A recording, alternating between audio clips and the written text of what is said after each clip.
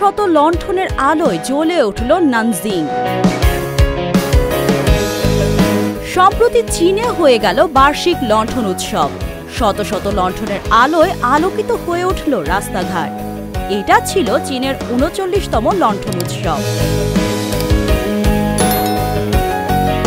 বিভিন্ন উৎসবে রং বেরঙের লণ্ঠন বানানো এবং সেসব নানা রঙের আলোয় রাঙিয়ে ঝুলিয়ে দেয়া তাদের ঐতিহ্যবাহী রীতি। এমনকি যে কোনো উৎসবে তারা নানা ধরনের লণ্ঠন বানিয়ে ঘরবাড়ি আলোকিত করে তোলে। এবারের এই উৎসবে মোট ৩৫২টি লণ্ঠন কনফুসিয়াস মন্দিরে স্থাপন করা হয়। এবারের উৎসবের লণ্ঠনগুলো ছিল আকারে বেশ বড়। একদিকে বিশাল আকার, অন্যদিকে উন্নত প্রযুক্তির ব্যবহার। এই দুইয়ে মিলে উৎসবটিকে এনে দিয়েছে ঐতিহ্য ও আধুনিকতার এক নতুন মিশ্রণ। উৎসবটি দর্শকদের বেশ মুগ্ধ করেছে।